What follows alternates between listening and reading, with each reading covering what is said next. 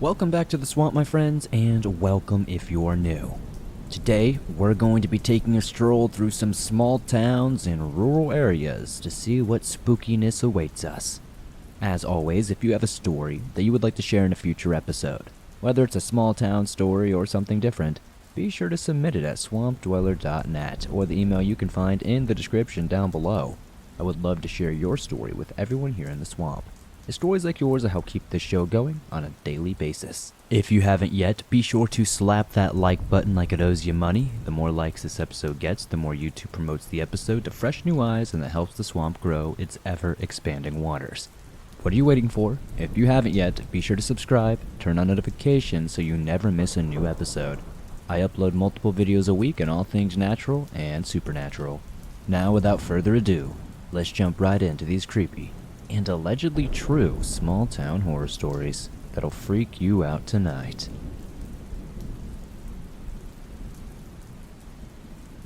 West Virginia Spookiness by Brianna B.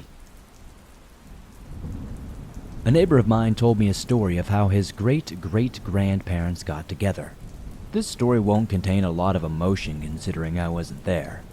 This isn't my family to get really worked up over, nor did I get many details other than the statements from my friend. And my friend is a pretty straightforward guy. So, Jim and May Hatfield was his grandparents' names. They lived in a small West Virginia town in the early 1900s and late 1800s. Come to think of it, it was so small that over the years, that so-called town has been claimed by the town that was actually next to it, and now it no longer exists. The population is declining.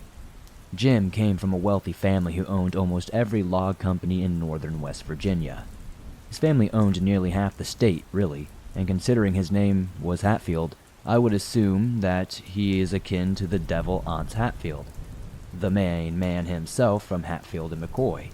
However, it was never stated or confirmed that that was true. This was just an assumption. May lived in a coal mining camp with her other 5 siblings, her mother and father, so May didn't come from a wealthy family by any means. Back then, there wasn't such thing as being rich. Everyone was poor.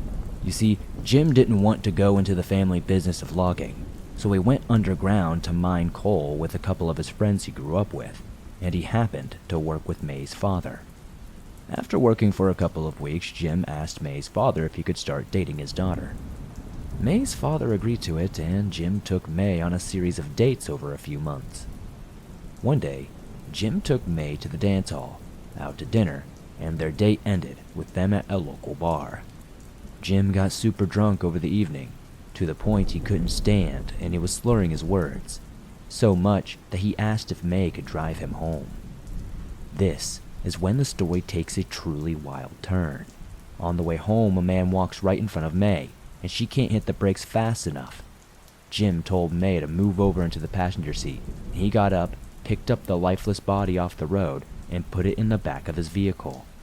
Jim then drove down this dirt road until they reached a dead end. I know what you are thinking. Jim was just slurring his words, but now can lift dead weight and drive straight. Well, I don't think you've ever hit someone with a car, but I would assume that adrenaline was enough to knock him sober. When they got to a dead end, Jim told May she needed to follow him up to the mountain and that he had a plan.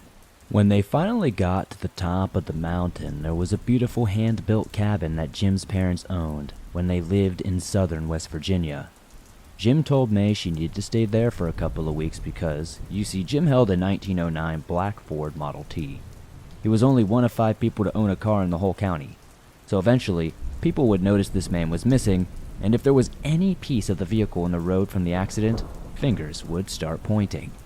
If the other people who owned vehicles had alibis, then it would come back that May was driving Jim since he was drunk, and she would be charged with murder. Dramatic, I know, but that's what Jim told May, and who knows, maybe he was right. I have watched many crime shows, and they don't normally back up this type of claim. And it is a very Great Gatsby type, if you ask me, but whatever. May agreed and wrote a letter to not only her but also Jim, which made people think he didn't know where she was. So cliche. But anyway, in the letter, She said that she was accompanying one of her friends to Tennessee to visit her family. Her friend didn't want to travel alone, so she would be back in a couple of weeks' time. Very short nod for her parents not to question or even ask about, but whatever, it's a different time, I guess. I'm sure they didn't care or were too busy. This is where details do get a bit fuzzy, so use your imagination. Over time, Jim bought fabric, chickens, and even a cow up to the top of his mountain. It was also rumored that Jim would stay the night with May at the cabin, even though that was a big no back in the day. But I'm sure it was probably just a slumber party kind of sleepover. Jim then told May that there was no talk of the dead man that Jim buried, and she was safe to come back home. When she did, Jim asked her hand in marriage, which she accepted and moved back up to the top of the mountain in that log cabin, since she had everything up there she now needed, and she liked it up there. She felt like the queen of the hill. May found out she was pregnant soon after that and they married. So, one day, she went to a local doctor for a checkup when she saw the man whom she'd hit and killed with her car. When she got back home, she asked Jim about it because she thought he was dead, considering Jim told her he had buried that man and that there was talk around the town. That's why she was hiding for so long. Buckle up, here's where it gets crazy. Jim told her he was just testing her. He planted a man in the road, and instead of hitting the man, threw a big rock which made glass break, metal crumble, all that type of stuff. In a state of shock, May didn't even notice nor ask any questions at the scene of the accident. Jim said since he came from money, he wanted a true, honest woman who could cook, clean, love him, etc., compared to them just using him for money. And if he found that woman, he would definitely marry her. Well, I guess that was some sort of romance because they've been married for 56 years and had 12 children. If being tricked into thinking I killed a man so someone could isolate me just to test my skills for marriage is classified as romance, then I'm glad romance is dead.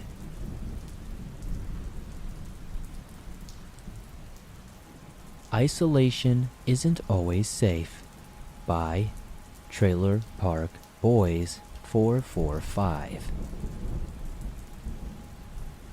I thought living in an isolated cabin in the middle of nowhere would be a dream come true.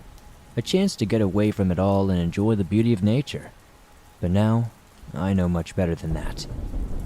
It honestly all started on a dark and stormy night. The wind was howling, and the rain was coming down in sheets.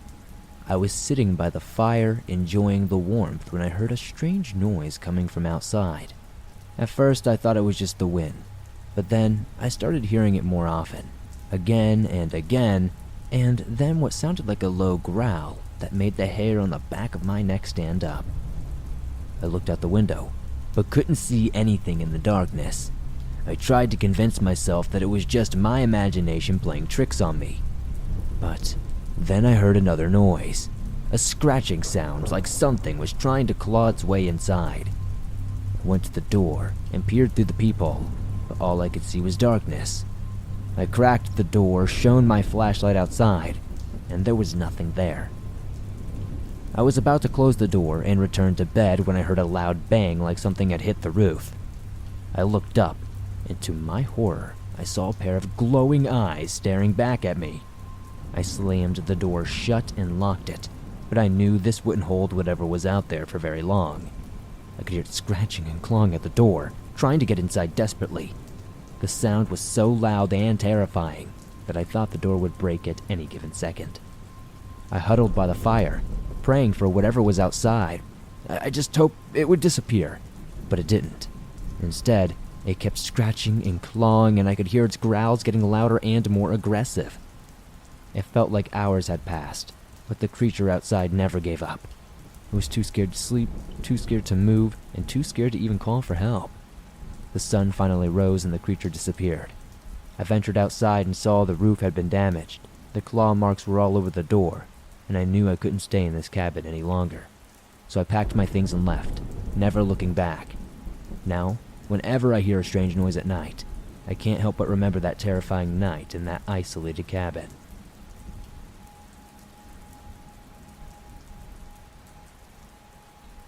A Highway of Nightmares by A.J. I was driving down an empty stretch of road in the middle of nowhere.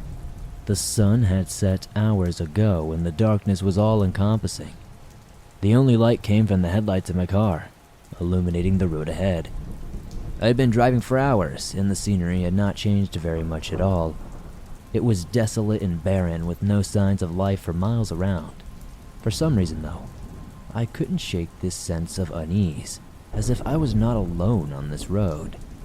Suddenly, I saw something moving in the distance. I woke up instantly and my heart began to race.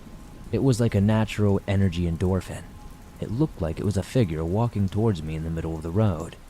As I got closer, I could see that it was a man dressed in tattered clothing with a wild look in his eyes.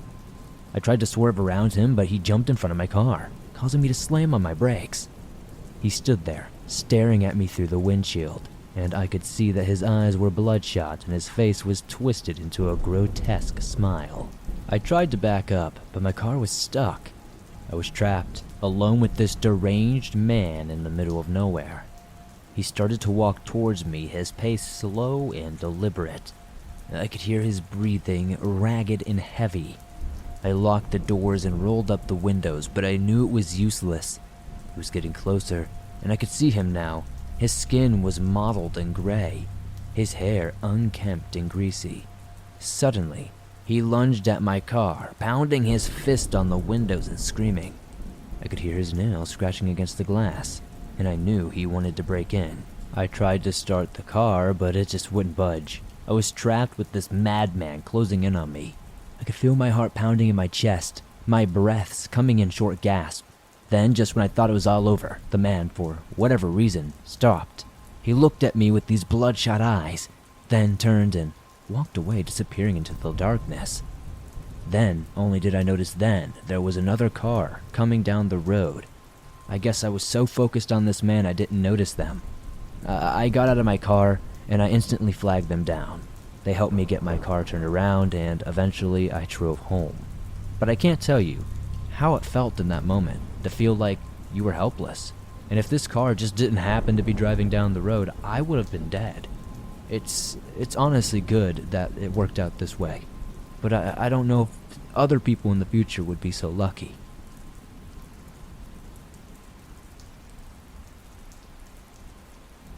Backcountry Voodoo Weirdness by Pickled Salmon 007.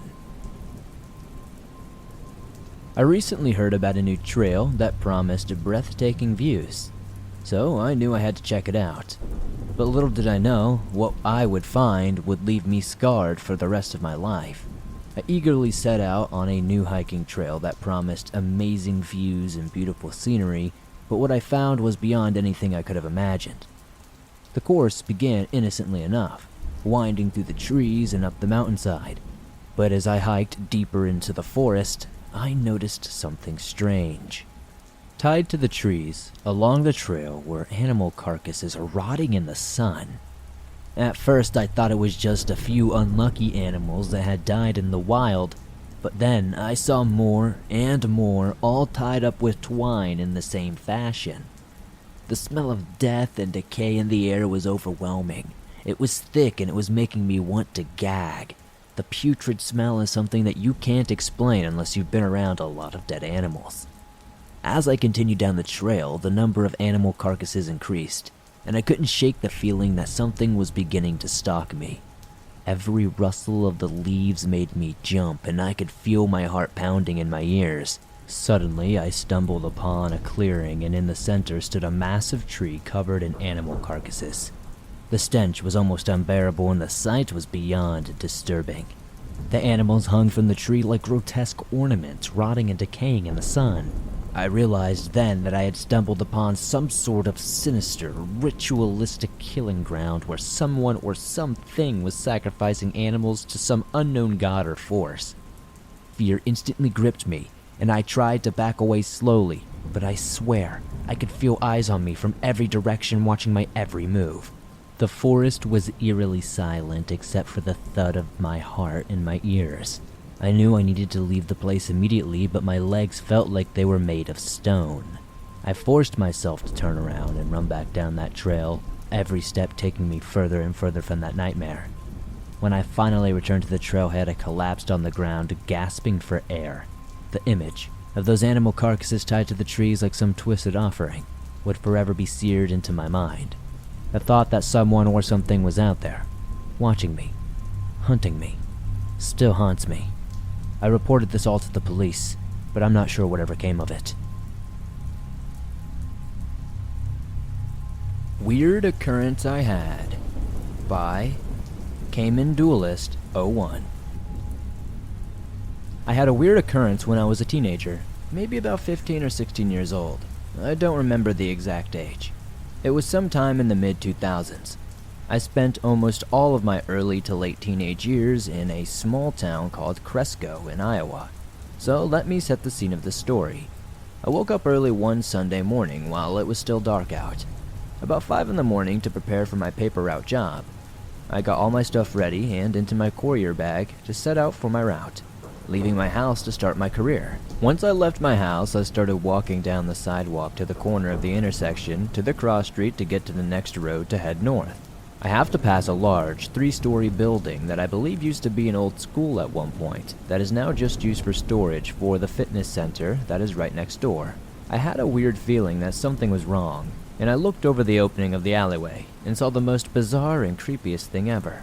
Underneath the lamppost, illuminated by the light, was a puddle of darkness. I had no idea what it was. Ooze? I know it wasn't water.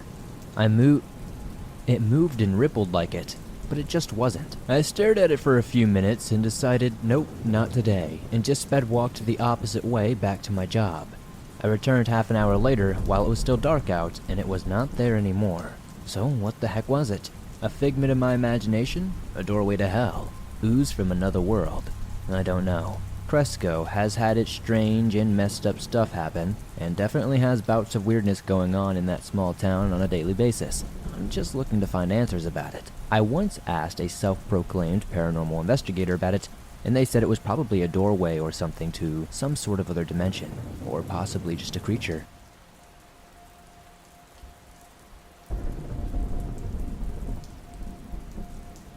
Halloween Horror by Anonymous. I grew up in rural Iowa, just cornfields for miles and miles.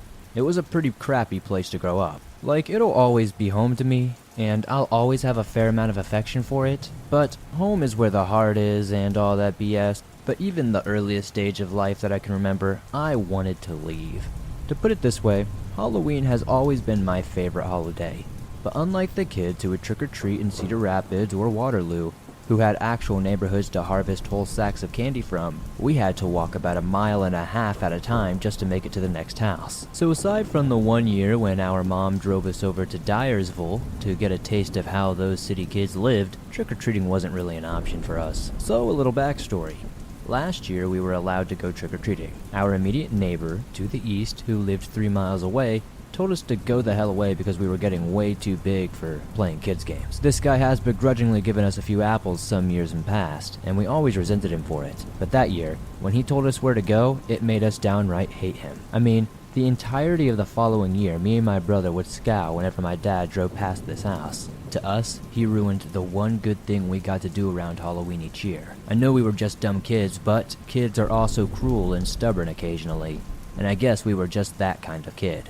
So the following year, my mom decided to take us over to the Living History Farms in Urbandale. Living History Farms is a place near Des Moines that bills itself as an interactive outdoor museum that teaches people about the Midwest rural life experience.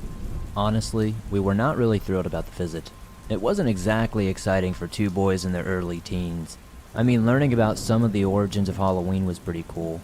I mean, a kid like me was all about hearing how Halloween was the night when spirits of the dead returned to the earth to wreak havoc to those who had wronged them in life. However, there was one particular little educational tidbit that got me and my brother's attention. And that was how our Loan ancestors used Halloween as a night to play pranks on each other. Pulling up cabbages and shrubs out of their gardens was a common trick. Wagons were pushed into the lane or the street. If the kids were ambitious, they'd hoist the cars of the victim onto their barn roof. But the most common mischief was taking your neighbor's garden or barnyard gates off the hinges and leaving them in someone else's yard. I remember the teacher lady telling us, then me and my brother just looking at each other with this wordless kind of communication like, "Oh, the neighbor is going to get it this year." So that year we snuck out of the house in the early morning hours, walked down to the neighbor's place with a screwdriver and a hammer, and did exactly that. We took his front gate off the hinges, walked like a mile down the road to his neighbor's place, then left it in the front yard. We did stuff like that for the next couple of years, each time getting more progressively bold, screwing with him harder and harder until it got to the point that we struggled to top the previous year's prank. It got to the point where we stole a considerable section of this white picket fence and just threw it into the cornfield across the highway. We put some work into that, dismantling it piece by piece so as not to make much noise and wake the guy. I mean, it sucked. We never got to hang around to see his reaction. But imagining him going outside in the morning and going insane with rage was enough to keep us amused. So this one year we walked up to his house in the middle of the night and saw something we had never experienced in a million years. This neighbor hated Halloween and never ever put up any decorations or anything. But that year we turned up to see this Grim Reaper on his front porch. It wasn't just some dumb looking scarecrow type thing either, and it seemed like the guy had put in a lot of work getting a hold of actual mannequins or stuff, as well as the spooky looking black robe stuff to dress it in. But since he was a farmer, he did have much trouble getting a hold of the old rusty And since he was a farmer, he didn't have much trouble getting a hold of an old rusty scythe leaning against it.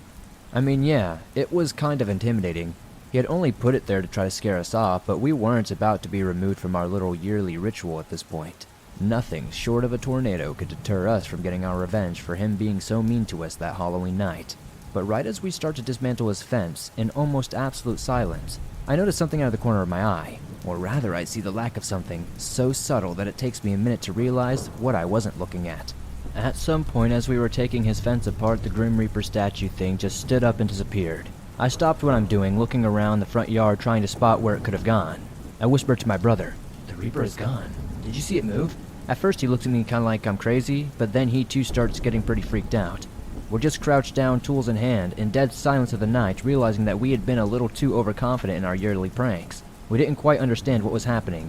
That's when things went wrong for us. "Let's get out of here," my brother whispered, and we immediately got up and started jogging back towards the highway.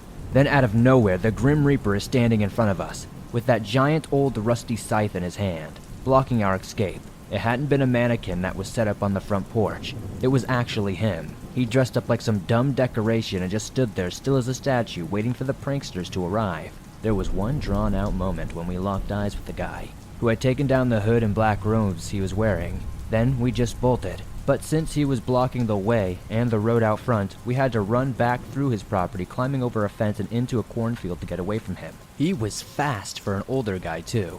Like maybe it was just all the anger from having been victimized year after year, but somehow he wasn't weighed down by the scythe. And those robes, for whatever reason, he opted to keep on, didn't slow him down at all. I was scared, sure, but I figured we'd be able to get away. But remember how I said we had to scale a fence to get away? Hopping down the other side didn't go well for me. I badly sprained my ankle when I landed. That was when I got terrified when I realized I couldn't get away from the guy. My brother kept running, and I wanted to shout after him to help me, but I knew that shout would give away my position to the guy. So I kept my mouth shut. So picture this scene. I'm hiding in the cornfield, so scared that I'm covering my mouth to keep from breathing too heavily, while the furious scythe-armed guy is stalking up and down the rows looking for me. Every so often I had to just limp to a hiding spot further down away from him, trying my best not to rustle any of the stalks so I wouldn't betray my hiding spot. It was the middle of the night, and maybe the guy's eyesight or hearing was failing him, but I managed not to get myself caught. I kept stumbling further and further away until he gave up and headed back to his house. This was completely and utterly terrifying, hearing him say stuff like, "I'm gonna cut you up into little pieces and feed you to my pigs." The tone of his voice was telling me he meant every word what he said. So yeah, as you can imagine, I was pretty close to peeing my pants many times, knowing that I just couldn't get away fast enough. Needless to say, we didn't try any more pranks on that guy after that.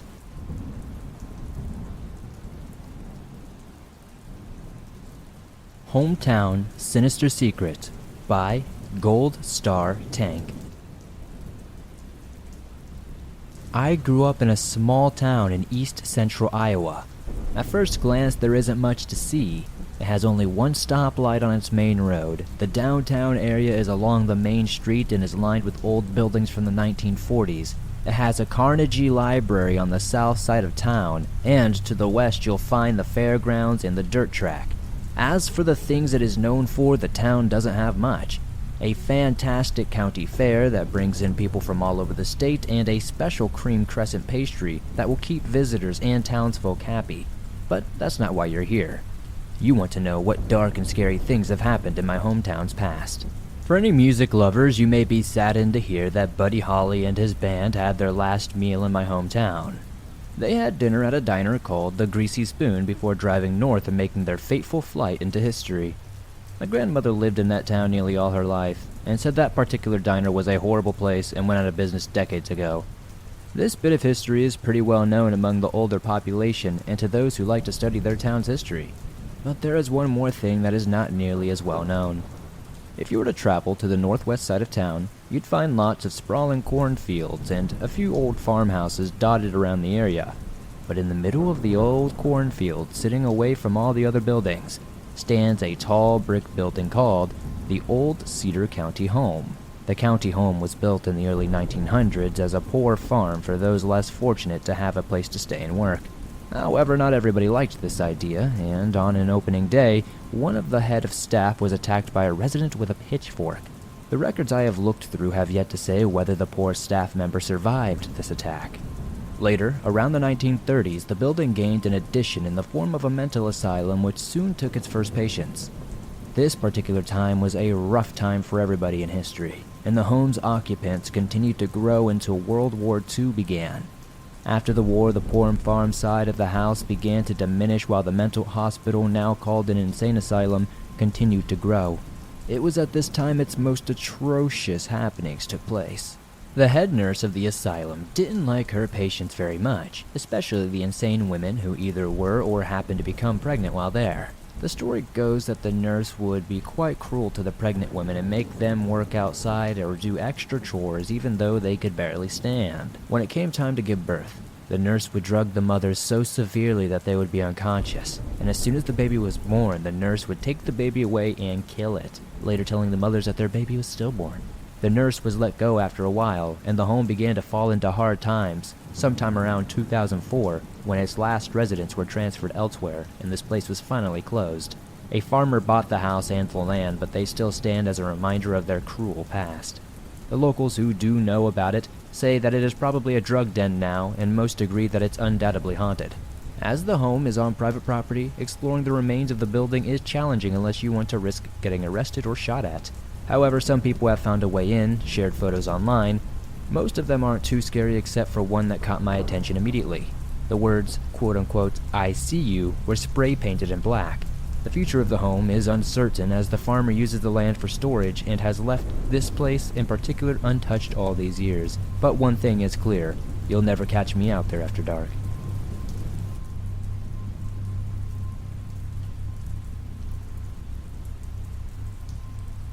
Small Town, Iowa, by WeG211. A little backstory before we begin. I'm 17 years old, I'm a male, and I live in Iowa, presently residing in a small town, so small that it has to be in parentheses on a map. My county consists of a tight cluster of small towns, each with a seemingly unique niche of people, but it's all just the same picture in a different frame. Alright, with that out of the way, let's get to it. I'll try to keep this brief, but there's a lot of ground to cover here. Alright. A buddy of mine, we will call him Dumbo, wound up with his first girlfriend in one of these small towns, then later broke it off and moved to where he currently lives in 7th grade. The two towns are about an hour's drive apart, so fast forward a couple of years to our junior year in high school. At this point, Dumbo and I are 16, and he's shifted through a couple of girls but won't stop talking about his first girlfriend, back in 6th grade. In due time, they get back together, and him driving over to this other small town every Friday becomes regular. He stays a little later every time, and eventually starts spending the night there. On Thursday evening, we learn we won't be having school the following Friday. Dumbo and I stay up too late screwing around on video games, and he heads out at about 2 a.m. He shoots me a text shortly after saying one of his girlfriend's friends needs a date. As a complete geek, I snap at the opportunity, and we head to this small town the following morning. Long story short, it was the most disastrous 6 hours I had had in a long time. I'll spare a lot of the details, so fast forward a few months. Dumbo has since broken up with his girlfriend for unexpected reasons. Apparently she was biting him frequently, always drawing blood. She would call him almost every couple of hours, and I'm told she went berserk when he didn't pick up, leaving many voicemails, sending tons of angry text. She picked up a fascination with Twilight in recent times as well, and that translated a little too much into her real life. Despite this, Dumbo didn't break it off until November of 2014. After the breakup, she still texts him saying how she'll wait for him and all that good stuff and she'll always forgive him. Pretty odd stuff. Still needs to be finished though. Remember that girl I was set up with? She was apparently a bit too physical with Dumbo's girlfriend's sister. Not even just roughing her up a bit. She had to go to court for a R-word case. Dumbo still gets texts from this chick, and I'm told the girl I was set up with quote-unquote misses me, which gives me shivers. This is pretty outlandish and nearly unbelievable, but this is all entirely true. Some people are absolutely insane, and you should be very careful who you set your friends up with, especially if you don't know who they are.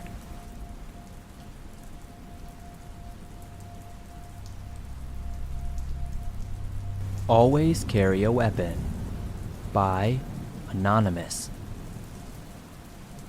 I like to run outside, and I usually have a knife with me just in case. I started doing that after they found Molly's body in Iowa, the runner who was murdered a couple of years ago. Living in the state, it really put me on edge. Well, one day I was in a bad mood, so I went for a walk and didn't think to bring my knife with me. Of course, this was the one time someone tried to bother me. So the setting is a sidewalk between an open field and some apartment buildings. I was walking with my earbuds in, listening to music, and I took a left. I walked a little way down the path and then decided to turn around and go back. When I turned, I saw a man walking towards me. Not that unusual, I guess. I do live in a rather decent-sized town in Iowa, but being on a sidewalk and all, I thought, okay, whatever, pedestrian. I prepared myself for that awkward smile, say hi, and walk by. But as I tried to get around him, I noticed he was trying to talk to me and getting in my way of going around him. I glanced and then tried to ignore him, but he walked back to catch up with me. Annoyed, I removed one earbud and he was rambling about how he wanted to know where I lived, what my name was, and other stuff. I just pointed in a random direction away from my apartment and lied about my name while picking up my pace.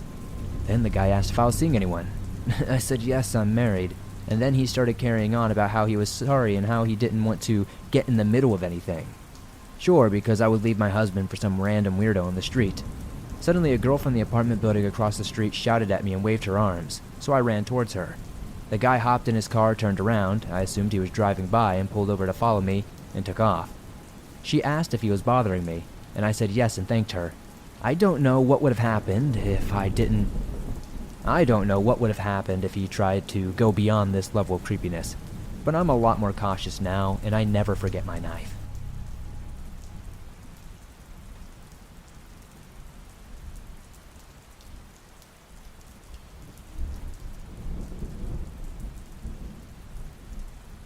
Thanks for listening to these creepy and allegedly true small-town horror stories that'll freak you out tonight.